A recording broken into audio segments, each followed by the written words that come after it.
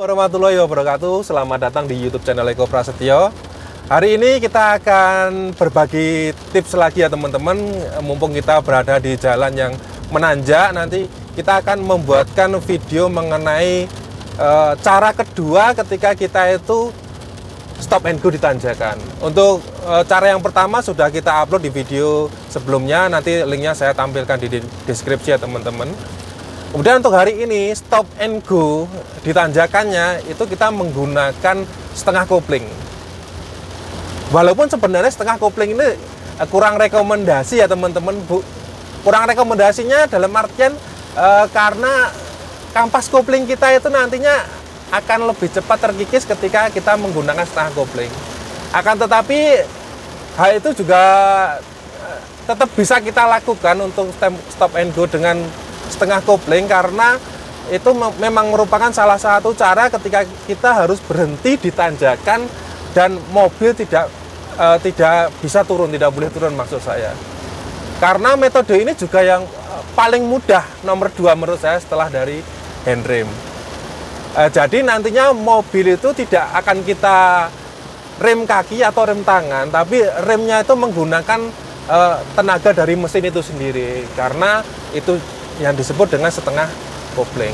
Jadi kopling itu nantinya kita injaknya setengah aja teman-teman. Jadi mobil itu masih tenaganya dari mesin itu masih terhubung lah dengan transmisi, tapi hanya setengah tenaga, makanya disebut setengah kopling. Oke teman-teman, kita langsung saja praktekkan. Jadi teorinya tadi kopling ini kita injak setengah supaya mobil itu mengurangi lajunya. Akan tetapi kita tidak rem atau kita handrem. Yang rem adalah tenaga dari mesin itu sendiri. Oke, ini kita coba praktekkan ya, kita hajar dulu. Kemudian jika mobil di depan kita itu berhenti, maka kita bisa mengurangi kecepatannya dengan setengah kopling seperti ini teman-teman. Kemudian ketika mobil mau turun, kita gas lagi. Kemudian mobil depan kita itu mulai mengurangi kecepatan, kita setengah kopling lagi seperti ini. Mobil mau turun, kita injak gas lagi. Seperti itu terus. Depan kita mau berhenti lagi, kita injak kopling setengah, kemudian kita gas lagi supaya mesin jalan. Sebenarnya metodenya cuma seperti itu aja teman-teman. Ketika ada mobil depan kita itu sudah mau berhenti, maka kita injak setengah kopling. Mobil kita akan berhenti, kemudian kita gas lagi ketika kita mau butuh jalan. Nah, sebenarnya seperti itu teman-teman. Dan itu memang lebih mudah karena kita tidak perlu menarik tuas handrem, kemudian kita menginjak rem, tidak memerlukan seperti itu.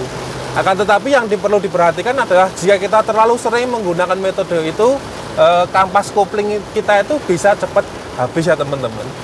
Jadi mungkin metode setengah kopling itu bisa kita gunakan ketika kita memang tidak mungkin untuk menggunakan tuas handrem atau rem.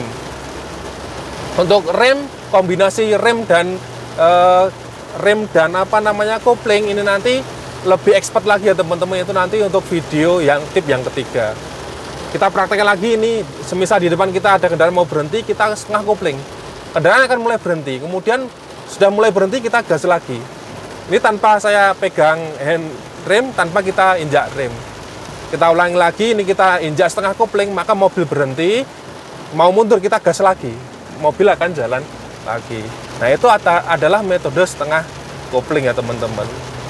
Metode itu merupakan metode kedua setelah kita menggunakan metode handrem. Ya, mungkin video hari ini cukup singkat ya teman-teman. Mungkin bisa dipelajari dulu dua metode yang sudah saya berikan. Jika seperti yang sudah saya sampaikan kemarin, jika ada kesulitan dalam mempraktekkan, silakan teman-teman tinggalkan pertanyaan di kolom komentar.